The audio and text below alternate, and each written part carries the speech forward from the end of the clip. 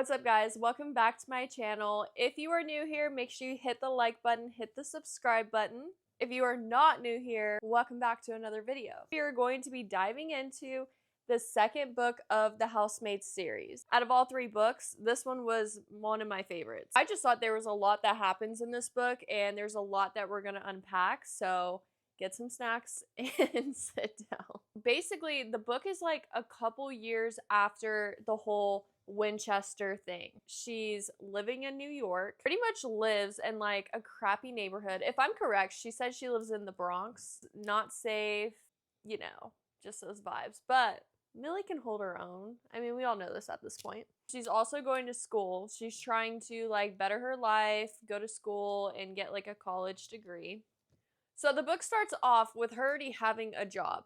She's working for like basically a rich New York City mom, and she watches their baby all the time. I do not remember the baby's name, but honestly, they don't have a big plot in this book. Mom is always like going off shopping, getting her nails done, like whatever. This baby calls her like mama or mommy or something like that in front of the actual mother. Mother flips out and she's like, what did she just call you? And basically she gets fired. The mom fires her because she doesn't like that her daughter is calling another woman basically her mom. Millie's just like, oh my god, how am I gonna make my bills? Like, how am I gonna pay my rent? How am I gonna make this work? So she's going home. She kind of gets a feeling that like someone is watching her, and so she just kind of peeps like there's a Mazda with a broken headlight, and so she's just like, interesting, you know, noted. She also runs into a guy named Xavier who lives in her building. And he just kind of says like, hey, I live in the apartment below you. I think she's like 3B and he's like 3C or something. But basically he lives on the floor below her. And she's just like, oh, like, okay. Like, you know, doesn't really want to talk, wants to go back to her apartment. When she gets there, she's like, that's weird. How did he know where I lived? With this, she's thinking about the car that's following her. And now she's thinking about the guy who knows literally what apartment she's in. She gets to her apartment. Then there's like banging on her door. It is her boyfriend. So she has a boyfriend now. His name is Brock Lesnar. I'm just kidding. His name is Brock. He's a successful lawyer. Super, super sweet to her. Like, honestly, he really seems like green flags all the way. He does have some heart issues. So with that, he wants to like settle down quickly. He wants to get married and start having kids and things like that. Like, he's already successful, so he's like ready to move on to that next thing. So does push on her a lot. He wants her to move in with him. She's not really feeling like moving in, and so she throughout the book you'll hear she comes up with like a lot of excuses and like keeps telling him no, but she doesn't really want to move in. Since being fired, she goes on a ton of interviews. She has like 9 interviews, I think. They're all duds. Then she ends up getting a job for Douglas Garrick. He lives on the Upper West Side. Now in the book, he's like super rich. It kind of gives me like Christian Grey vibes, like he's like very, very rich. While on her way to this interview with Douglas Garrick, she notices this Mazda car again. Is that the car? Like, I'm pretty sure. And then she notices the busted headlight, and she was like, no, that's definitely the car.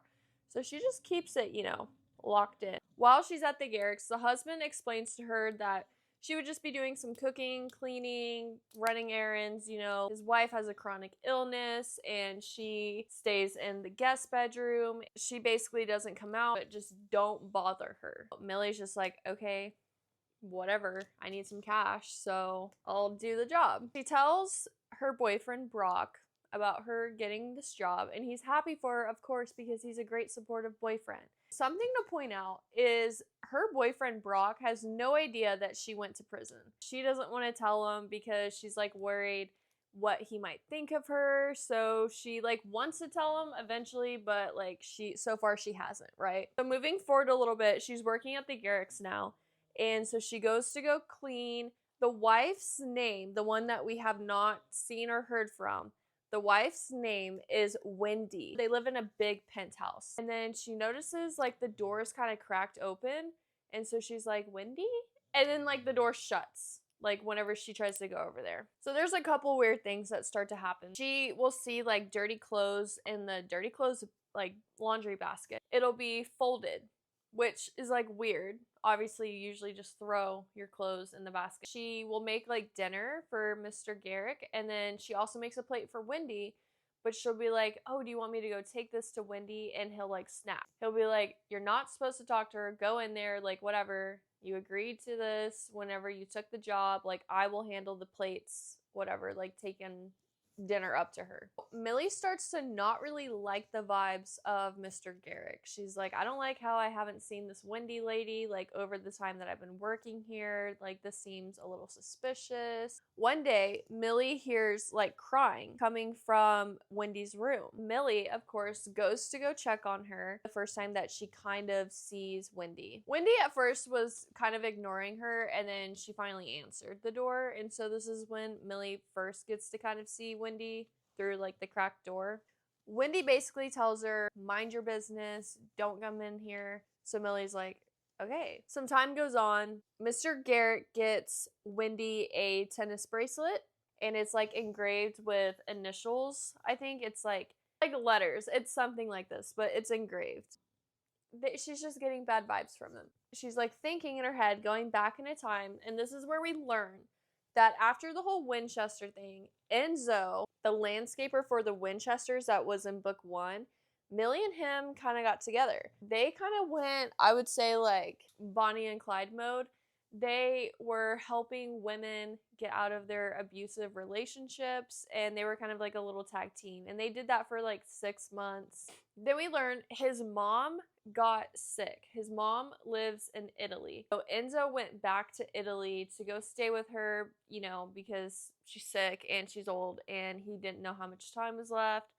Millie and Enzo tried to do like long distance for like a year, and I'm pretty sure they were moved in with each other. After like a year passes, he's just kind of like, you know what, you don't need to wait on me anymore. Like, I'm staying here with my mom. I don't want you to be like cooped up in the apartment all the time, like not really living your life, waiting on me. They decide to break up. So time goes on. Obviously, she's dating Brock. He still has no idea what she's done in her past, and so she starts to feel like bad about that, but also she like never ends up telling him. There's a day where Millie is running errands for the Garricks, and I think she's at like a grocery store or something, and she ends up running into that creepy neighbor that lives below her, and he's just giving her creepy vibes. So she's just trying to get away, so she eventually gets away and then returns back to the Garrick's penthouse. She hears yelling whenever she gets there. So she's kind of like listening, trying to act also like she's not like paying attention to it.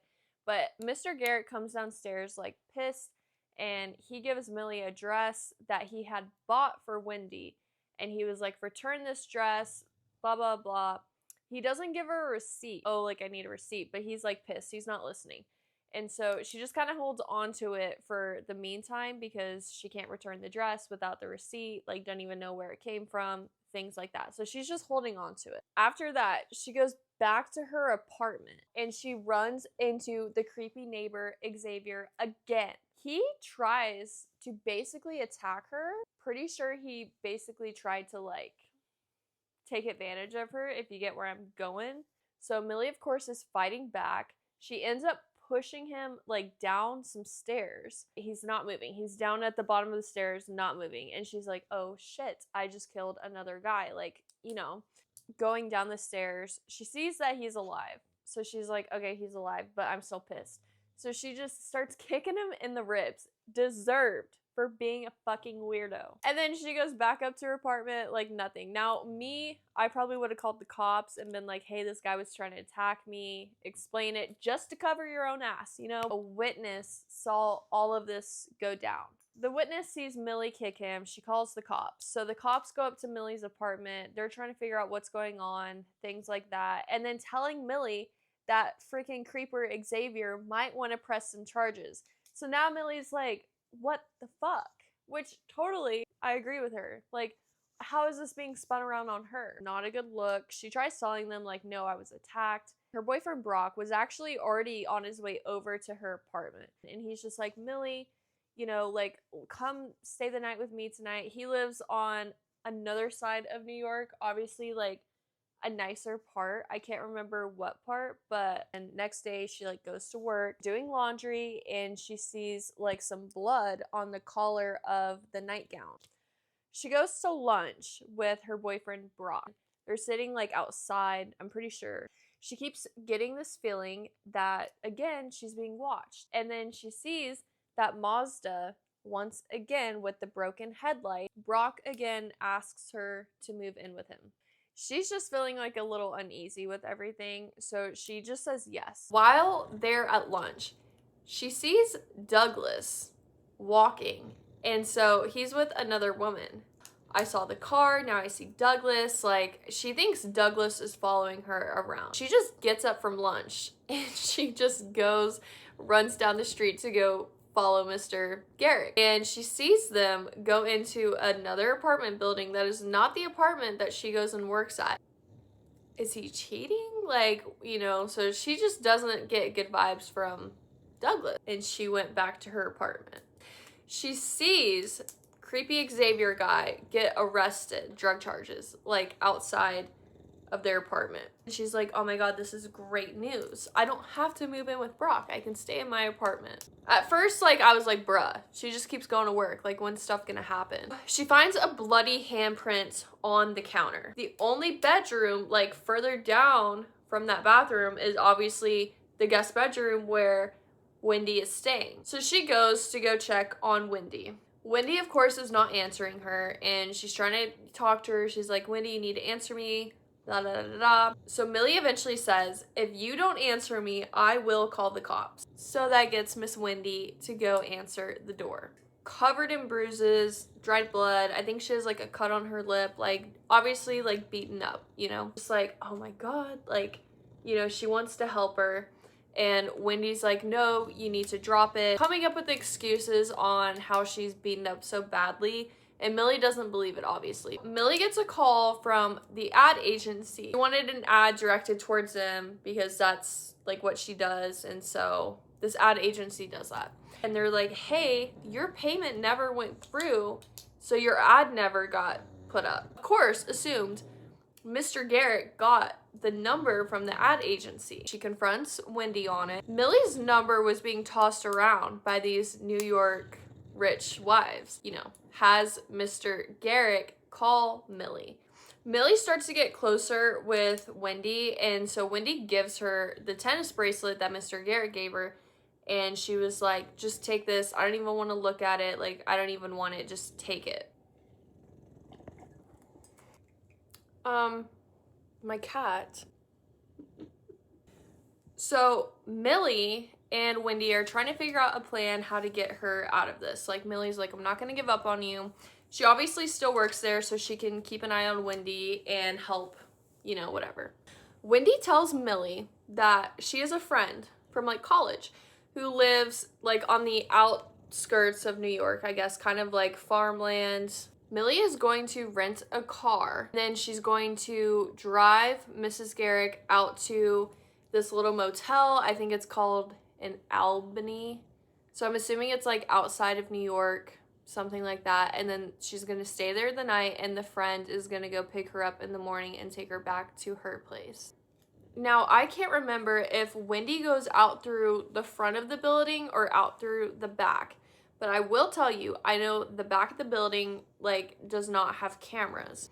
And then Millie notices that this Mazda is following them. And so she's like swerving, speeding up, you know, cutting up the lanes and things like that. And she basically gets away from the Mazda, gets her to her destination, the hotel, the motel, whatever. Goes in, pays with cash that Mrs. Garrick gave her, puts the room in her own name. So Millie puts the room in her own name, so there's no trace of Mrs. Garrick there. It's getting late now, and she's like, crap, like, I need to get home, but I don't want to take the train. I don't want to do, you know, like, it's late at night. She lives in a bad neighborhood.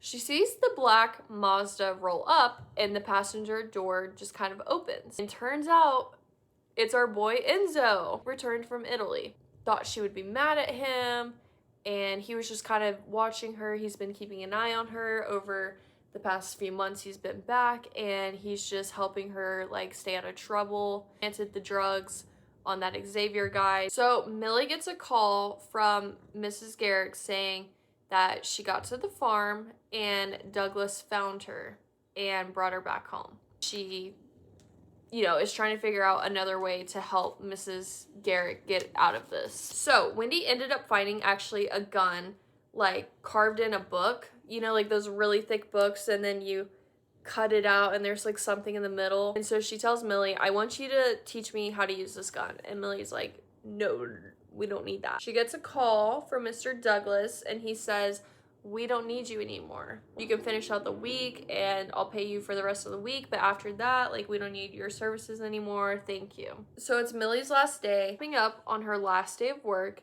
and she hears them upstairs arguing really, really bad. Runs to this book that Wendy showed her, which had the gun in it. So Millie grabs the gun. She sees Mr. Garrick like strangling Wendy. So Millie's like, put her down, let her go, or I will shoot you. He doesn't do it. And so Millie's like, come on, like, put her down, like, I want to shoot you. She shoots him. He falls onto the ground and she's just like, God, I did it again. But like, what are you supposed to do in that situation, you know? Wendy's like, go, get out of here. I'm gonna say, like, I came home and found him like this. Like, you don't need to take the fall for this. Like, get out of here. Delete any text messages between us and just, like, go. So Millie's like, okay. So she deletes all the text messages and she goes home, and just with, like, everything happening, she's just like, oh my gosh. And she, like, takes some pills and passes out. And she wakes up to the cops at her door, or like, you're coming in for questioning for the murder of Mr. Garrick's death. And so Millie's like, okay, like, you know, I work there. This isn't anything crazy. They don't know yet. Like, you know, I can play this off. Like, I'm an employee there. But now she's like, well, now I have to call Brock. So when she's there, of course, they're like questioning her, and Brock gets there and he's like, you know, supporting her. And he's also just kind of like, why are they asking this? Like, why do they think you did it? And she's like, I don't know, I guess, like, because I work there, so I'm going to answer some questions. They're going to start getting really interesting.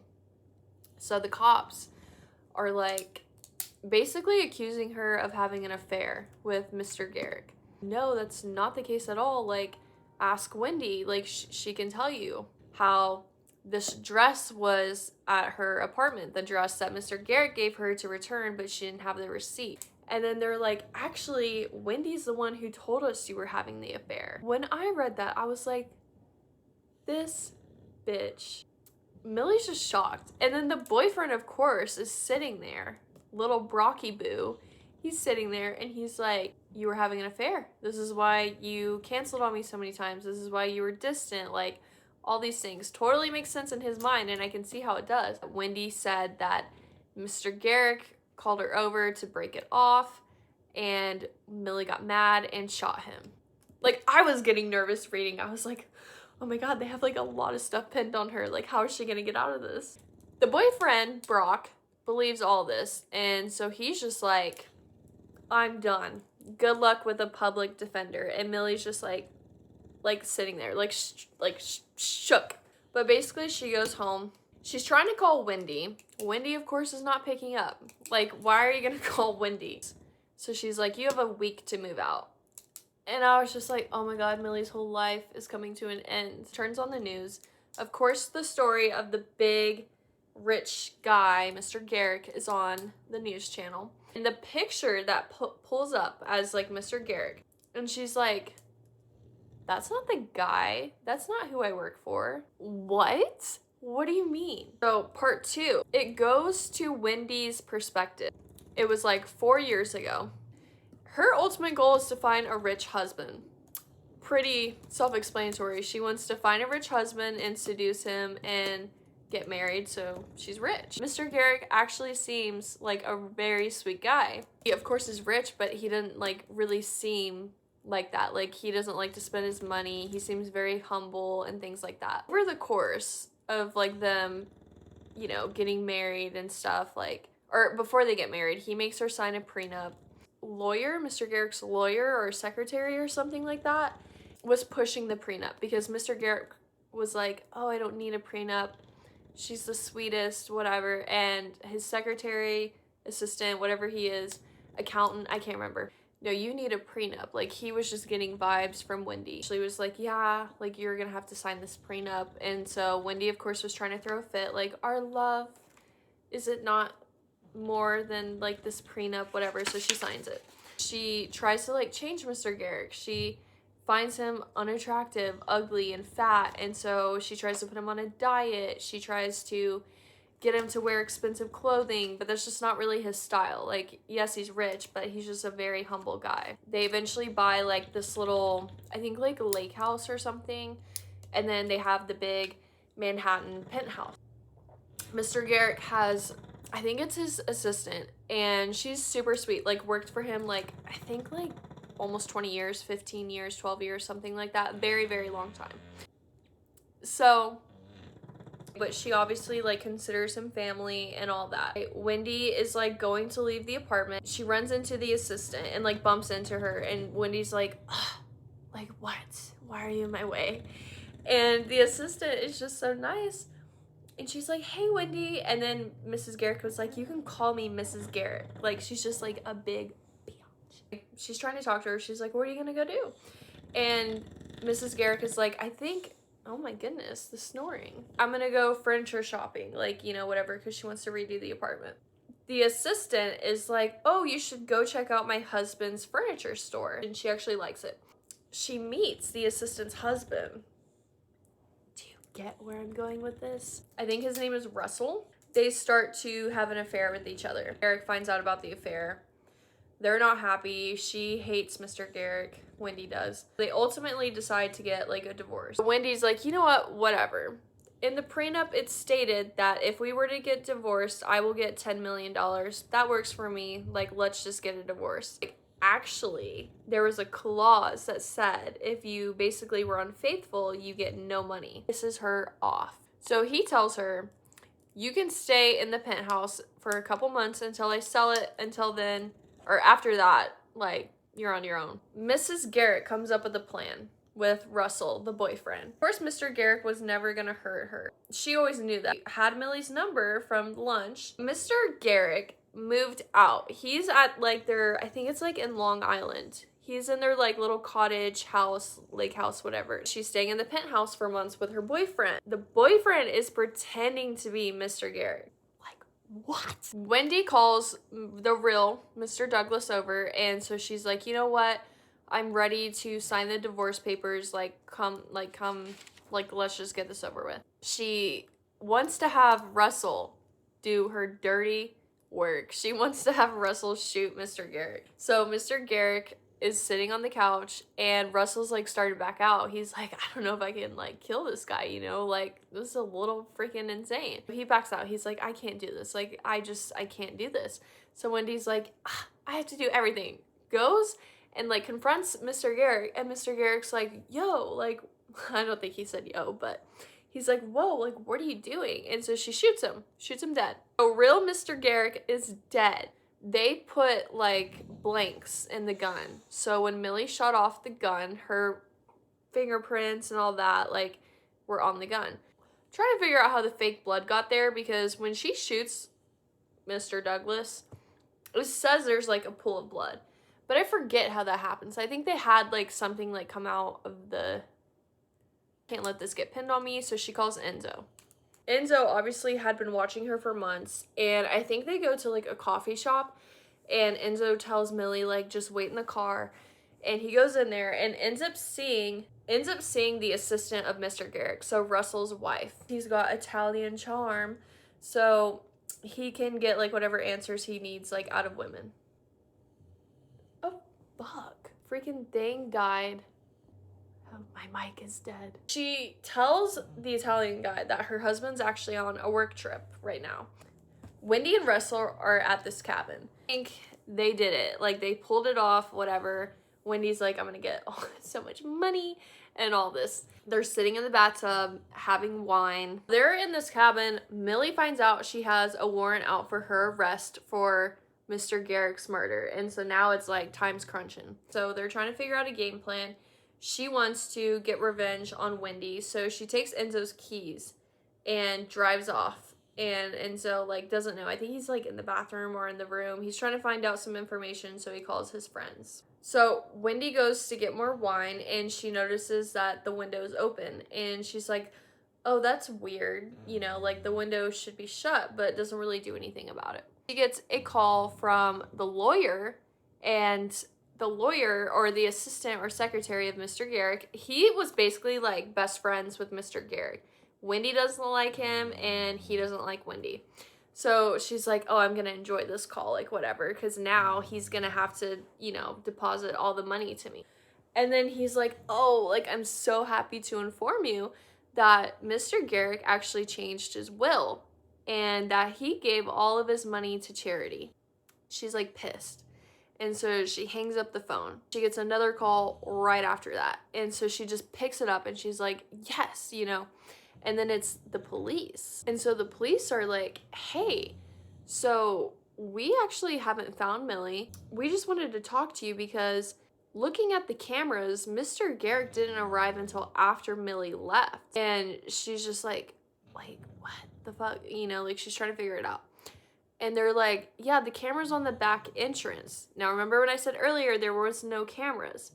So the police inform her that Mr. Garrick did not like how there was no cameras on the back entrance. So he personally paid for cameras to get installed back there. And he did not know that. So they saw Mr. Garrick go in, and Millie was already gone. They're pretty much telling her, like, we know you were lying. She hangs up on the police. And then she goes to the bathroom to go meet up with Russell, tell him everything that's happening. And he's sitting in the bathtub with his throat slit. Like, oh, fuck. Like, someone's here. Someone's here. That window was open. And then the lights cut out to the entire cabin. She's like, oh my god, it's Millie. She's coming to get revenge on me. So she's like calling out. She's like, Millie, like, come out. Like, let's talk about this. Like, we'll figure out a way to get you, like, not pinned for this and things like that. And then basically, like, a bolt of lightning flashes outside, so it kind of lights up the house a little bit, and she sees, like, a figure. She tries to run to the kitchen to go find a knife to, you know, protect herself, but the knives have been moved. So she's got nothing. It was not Millie there. It is Russell's wife, Mary Beth. So it says, like, Mary Beth is standing there, and I was like, who the fuck is Mary Beth? Like, I was, like, trying to look back. It's the assistant. Like, what? So she obviously killed her husband. She's not having it. She basically gets Wendy to sit on, you know, a table, like a chair. And she has her write out a confession for the murder of Mr. Garrick because she's, like, pissed Mr. Garrick's, you know, dead for, like, everything, I think. Like, cheating and all that. And then she has her write, and, like, my suicide. And I was like, oh, she's just toying with her. Like, she's having her write. She's, like, telling her word by word what to write. And so Wendy gets there. And then Mary Beth is like, and for my death or whatever. And I was like, oh, she's telling her, like, you're gonna die. Wendy's just like, how will that make sense? Like, with a knife. Like, no one's gonna kill themselves with, like, a knife. Like, that's not gonna make sense. Mary Beth is like, yeah, you're right. Like, I'd have to figure out another way to kill you. And so she was like, too bad I already put, like, dioxin or something, like some sort of medicine, in the wine.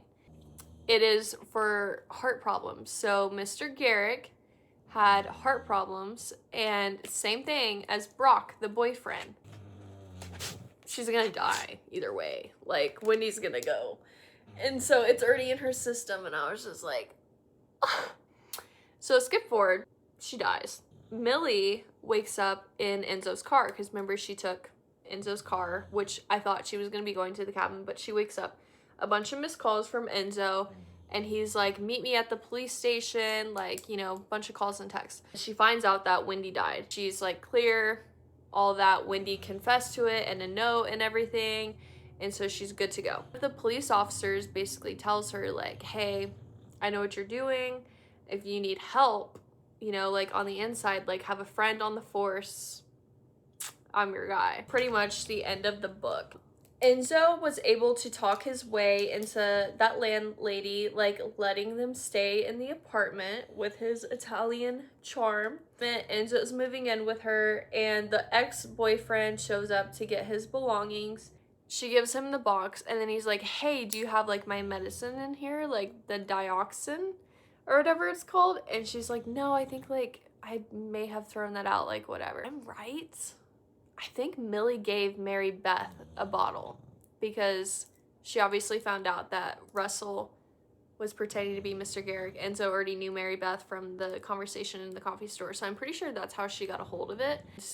Pretty much the book ends. It was just like insane. Like so much happens in the second book. Creepy neighbor, the first job with the baby, the whole job like with Mr. Garrick, and then it ended up being Wendy who actually was like planning all this, and then the fake Mr. Douglas, and like the cabin, and then Mary Beth goes to kill them when I thought it was gonna be like, there's just so much that happens in this book. I was just like, after I read it, I was like, I think the second one is my favorite, but I hadn't read the third one yet, which I did read the third one, which is going to be the next review, and then we'll be done with the Housemaid series. But I still think after reading all three, the second one is probably like my favorite, just because there's so much that happens in the book, and it's actually like crazy. It just kept me like wanting to read.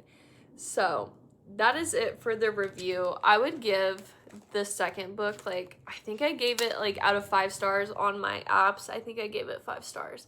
I gave the first 5 stars, I gave the second 5 stars, and I think I gave the third like 4 stars. Insane book, insane twist and writing, and it was just crazy. It's a good book. Insane. If you read it, let me know what you think. Yeah. So thanks for watching, guys, and I will see you guys in the next review.